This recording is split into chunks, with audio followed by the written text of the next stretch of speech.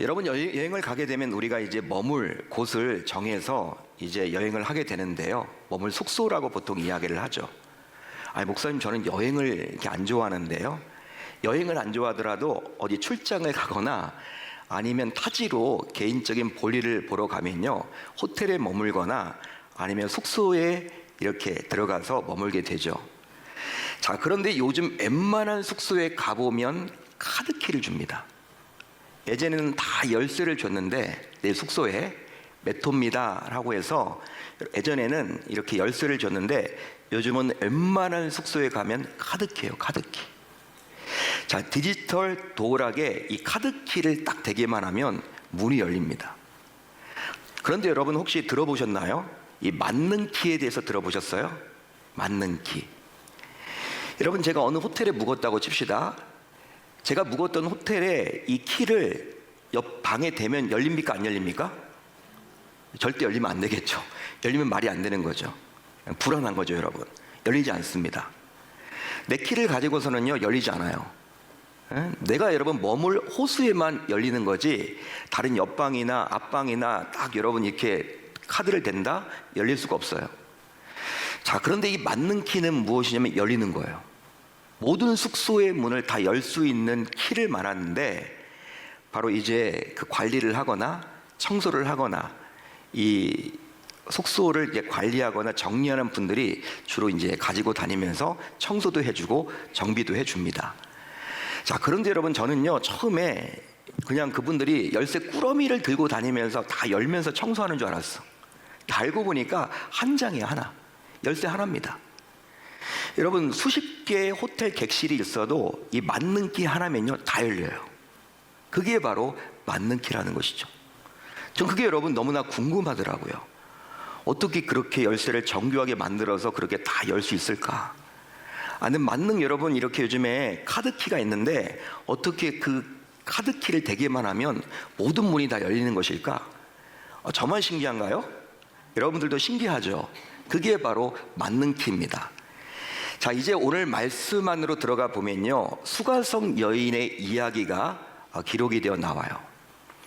자, 이 이야기는 모르는 분은 아무도 없습니다. 모르는 분이 있다면 오늘 말씀이 어떤 내용이야 모르는 분이 있다면 집에 돌아가셔서 오늘 말씀 앞부분을 읽어보시면 어떤 배경에서 이 이야기가 전개되는지 아실 거예요. 자, 사마리아 지역에 있던 수가성 우물가에 한 여인이 물을 기르러 왔습니다. 그런데 이 여인은 다소 이상하게 뜨거운 팔레스타인 땅에서 사람의 움직임이 거의 없는 한낮 곧 정오에 물을 기르러 온 거예요. 오늘 말씀을 보게 되면요, 제6시경에 물을 기르러 왔죠. 여러분 육시는 바로 유대력을 말하는 것이기 때문에 태양력을 사용하고 있는 지금의 시간으로 보게 되면 정오를 말합니다. 여러분 당시 유대인들은요, 여러분 이제 해가 지려고 할 때 우물물을 기르러 갔어요. 물을 기르러 갔어요. 여러분 그 차이가 있는데 그것은 바로 무엇인지 하면 우리나라의 경우에는요, 해가 뜨면 하루가 시작되죠. 그렇지만 유대인들은요, 해가 지려고 하면 그때부터 하루가 시작되는 거예요. 여러분 가치관이 다릅니다. 문화관이 달라요. 그렇기 때문에 저녁이 될 쯤에 여인들이 우물에 다 모였단 말이에요, 유대 사회 속에서는. 그런데 이 여인은 희한하게도 사람을 볼 수 없는 그 한낮, 여러분 땡볕을 여러분 그냥 통과해서 그 우물가에 나와 있는 거예요. 물을 뜨려고. 자, 그런 이 여인과 예수님은 이제 대화를 시작합니다. 그런데 예수님은 대화의 주제를 무엇으로 삼았을까요? 물로 삼았어요.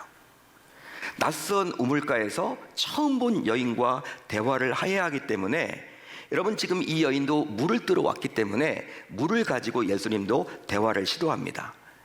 자, 오늘 말씀 13절로 14절을 볼까요? 우리 한번 같이 읽어봅니다. 13절 14절 시작. 예수께서 대답하여 이르시되 이 물을 마시는 자마다 다시 목마르려니와 내가 주는 물을 마시는 자는 영원히 목마르지 아니하리니 내가 주는 물은 그 속에서 영생하도록 솟아나는 샘물이 되리라. 예수님께서 이 여인에게 내가 주는 물을 마시는 자는 영원히 목마르지 아니하리니 내가 주는 물은 그 속에서 영생하도록 솟아나는 샘물이 되리라. 할렐루야. 예수님이 여인에게 이런 이야기를 해주셨어요. 여러분, 예수님의 이 말을 들었던 이 여인은요, 이제 반응을 15절을 보면 나와 있는데 어떤 반응을 했습니까? 15절을 제가 읽어드릴게요. 그런 물을 내게 주사 목마르지도 않고 또 여기 물 기르러 오지도 않게 하옵소서. 여러분, 이 15절을 보면요, 이 여인이 예수님에게서 그 물을 뺏어보고 싶은 거야. 받아보고 싶은 거예요. 여러분, 이 여인의 간절함이 좀 느껴지지 않나요? 예수님, 그런 물이 있다면 나에게 좀 주세요. 내가 마시겠습니다. 갈증나지 않는 그런 물이 있다면 내가 마셔보겠습니다. 여러분, 이 여인의 간절함이 좀 느껴지세요? 그렇습니다. 이 여인은 목마르다고 고백을 하고 있죠. 자기가 목마르대요. 그뿐만이 아니라 물을 기르러 오는 것도 귀찮다라고 이야기를 합니다. 자, 그렇다면 이 여인은 도대체 누구일까요? 여러분, 이 여인은 어떤 여인이었습니까? 오늘 말씀 16절 이하를 보게 되면 이 여인은 지금까지 순탄치 못한 삶을 살아왔었어요. 순탄치 못했던 삶. 당시 남편을 6명이나 바꿀 만큼 쉽게 잘 이해가 안 가는 여인이에요. 여러분, 요즘도 여러분 남편을 6번 바꿨다. 여러분, 보통의 여인이 아니겠죠. 뉴스에 날만 하겠죠. 해외 토픽방이겠죠. 남편을, 야, 이 여자 대단하다. 여러분, 그런데 그 당시 2000년 전이에요. 고대 사회입니다. 여성의 인권이 없던 그 시대 아닙니까? 여러분, 어떤 이유 때문에 남편을 6명이나 바꿨는지 모르겠어요. 성경은 말을 하고 있지 않기 때문에. 그렇지만 일반적이고 보편적인 여인이 아니라 여러분, 어떤 불편한 진실을 가지고 있는 순탄치 못한 삶을 살았던 여인임에 틀림이 없다라고 우리가 생각을 해볼 수가 있겠죠.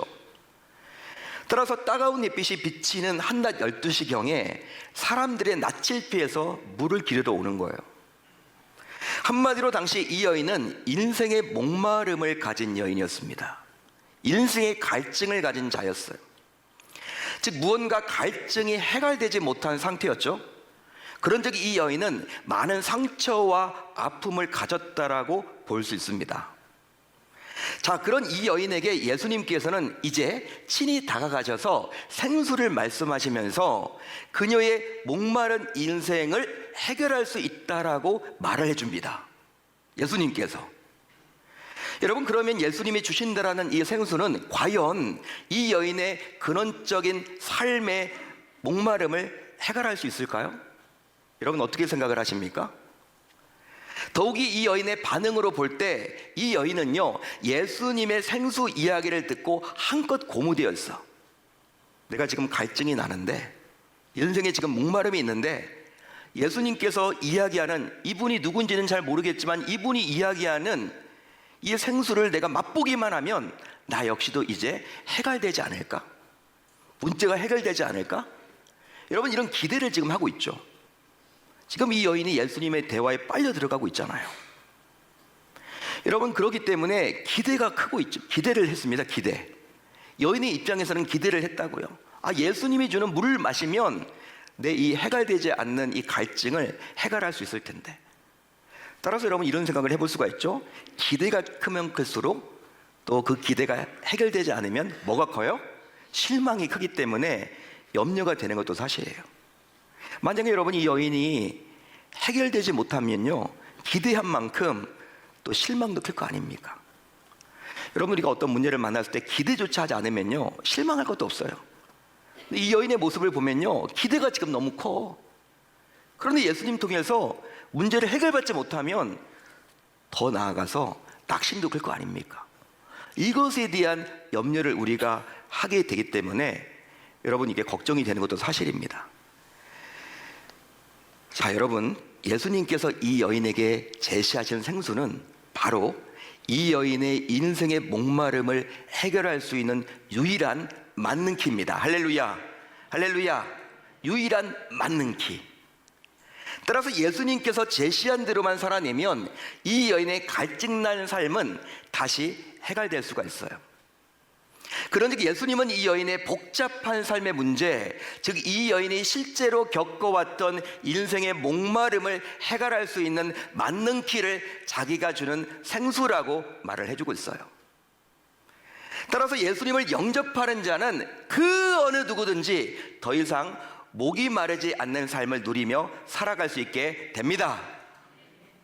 그러기에 예수님이야말로 현재와 내세의 목마름을 해결할 수 있는 유일한 생수요, 유일한 맞는 힘을 이제 우리 모두 기억할 수 있어야 할 줄로 믿습니다. 자, 그래서인지 이 여인이 생수에 관심을 가지자 이제 예수님은 그녀와 더 깊은 대화 속으로 들어갑니다. 자, 그래서 이제 예수님께서는 그녀와 생수 이야기를 하시다가 느닷없이 그녀에게 남편을 데려오라고 요구하세요. 여러분들에게 묻겠습니다. 생수와 남편과는 어떤 연관이 있습니까? 연관이 있어요, 없어요? 여러분, 직접적인 연관은 없죠. 여러분, 딴 나라 이야기를 하는 것 같아요. 달나라 이야기하는 것 같아요. 여러분, 물 이야기를 하다가 내 남편을 내게 데려와라. 예수님이 느닷없이 그런 이야기를 하십니다. 그런 요구를 하셨다라는 거예요. 여러분, 이런 예수님의 말씀을 들었을 때 이 여인은요 굉장히 처음에 당황스러웠겠죠. 아마도 처음에는 자기가 잘못 들은 것이 아닌지 자기의 귀를 의심했을 것입니다. 내가 잘못 들은 거 아니야? 지금 이렇게 잘 나가시다가 생수를 준다고 해놓고 왜 갑자기 뜬금없이 나에게 남편을 데려오라고 그래? 내가 잘못 들은 거 아니야? 여러분, 이렇게 여겼을 거란 말이에요. 여러분, 그렇지만 이제 이 여인이 예수님께 어떤 대답을 합니까? 나는 남편이 없습니다. 그런 대답을 해요. 자, 그러자 예수님은 그녀에게 이렇게 이야기를 합니다. 너에게 남편이 5 있었고 지금 있는 남편도 내 남편이 아니기에 네가 남편이 없다라고 한 네 말이 옳다. 이 말을 해주고 있습니다. 따라서 남편 이야기는 이 여인의 처지에서는, 이 여지의 상황에서는 정말 감추고 싶은 상처요, 아픔이었던 거예요. 여러분들도 나름 숨기고 싶은 것들이 다 있잖아요. 신방을 가도 오픈하고 싶지 않은 것들이 있잖아요. 아무리 담임 목사가 이렇게 기도를 해준다고 해도 내가 오픈하기 싫은 것들이 있잖아요. 여러분, 이 여인도 마찬가지였어요. 여러분, 이 여인에게 있어서 남편의 남자도 꺼내기 싫은 거예요. 이게 상처예요. 이게 아픔이에요. 과거가 있는 여인이었기 때문에 한마디로 정말 드러내고 싶지 않은 자신의 부끄러운 모습이었죠. 그렇습니다. 이 여인이 스스로 풀지 못한 삶의 문제를 해결해 주시려고 예수님은 고의적으로 그녀의 남편 이야기를 화제로 꺼냈던 것입니다. 그리함으로 혼자 속앓이만 하고 있던 이 여인의 목마름을 예수님께서는 스스로 친히 해결해 주시고자 했던 것이죠. 할렐루야.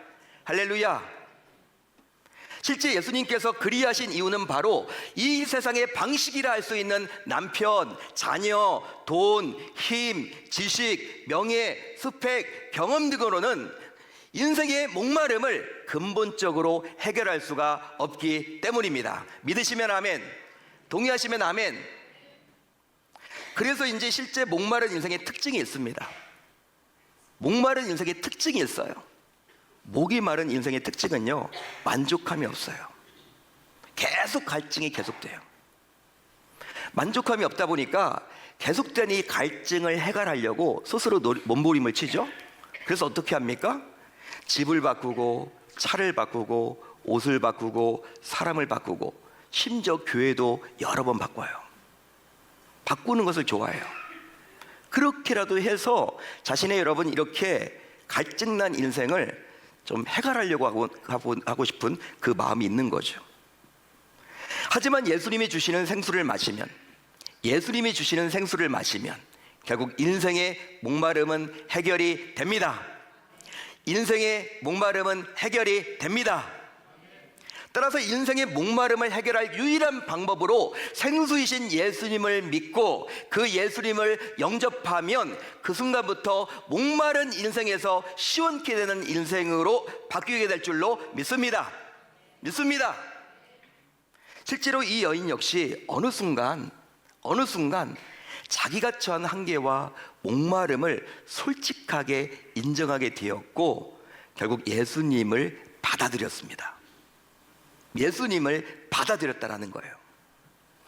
즉 철저하게 숨기고 싶었던 자신의 처지를 모두 알고 자신의 문제에 적극적으로 개입하려고 했던 예수님께 이제 시간이 지나서 엎드리게 되었어요. 무릎 꿇게 되었어요. 이 여인이 한마디로 예수님과 계속 대화를 하면서 그녀 스스로 예수님을 향해서 처음에는요 어떻게 불렀어요? 예수님을 향해서 당신은 유대인 남자 아닙니까? 유대인 남자가 어떻게 나에게 말을 겁니까? 나는 이방인인 사마리아 여자인데 어떻게 유대인 남자가 당신이 나한테 말을 걸 수 있습니까? 처음에 예수님을 가리켜서 유대인 남자라고 호칭을 했어요. 예수님과 대화를 하면서 호칭의 변화가 생깁니다. 어떻게 호칭의 변화가 생겼어요? 오늘 말씀에 나와 있는 주여라고 나와 있는 부분들은요 다 원어를 보게 되면 선생님이란 뜻이에요. 우리가 알고 있는 그 주님이 아닙니다, 여러분. 로드가 아니라 Sir, 선생님입니다. 여러분, 호칭이 이제 유대 사회에서 극존칭인 선생님으로 바뀌게 되었어요. 또 예수님과 대화를 좀 더 깊이 하자 이제 호칭이 어떻게 바뀝니까? 선지자로 바뀝니다. 당신은 선지자 중에 한 사람입니다. 종국에는 어떻게 바뀌어요?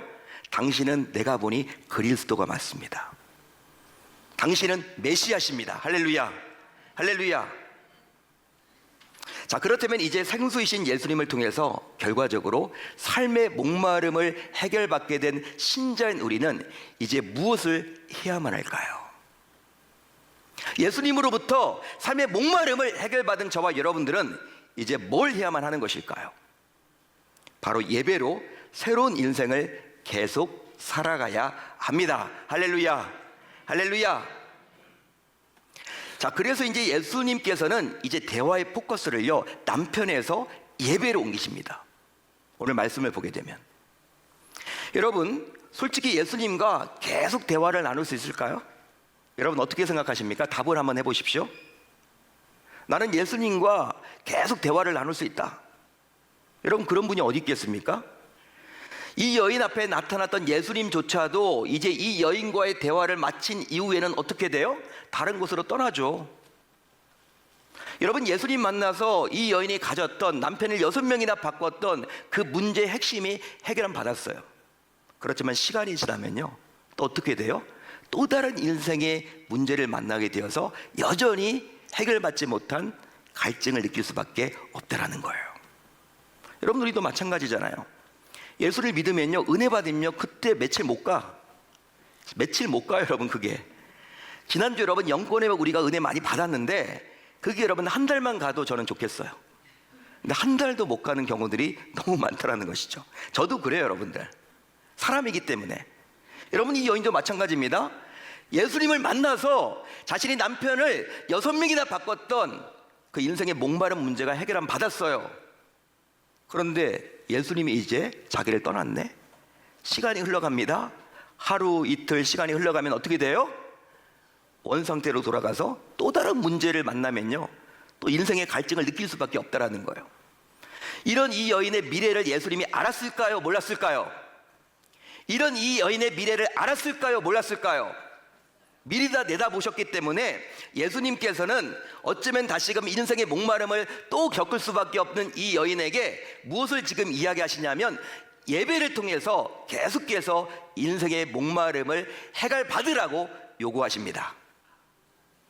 따라서 예배는 인생의 목마름을 계속해서 해결받을 수 있는 시간입니다. 할렐루야, 할렐루야. 그러기 예배는 신자인 우리의 영과 육의 갈증을 해소하고 새로운 삶으로 이끌어주시는 하나님의 초청임을 이제 우리 모두 놓쳐서는 아니 될 줄로 믿습니다. 믿습니다. 자, 그러면 이제 바르게 예배하는 참된 예배자가 되려면 과연 어떻게 예배를 드리면 좋을까요? 여러분, 예배를 드리십시오. 드리는 것보다 더 중요한 것은 바른 예배를 드리셔야 하는 거예요.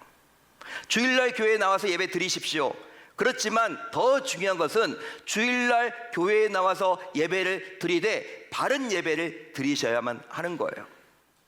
여러분, 무엇입니까?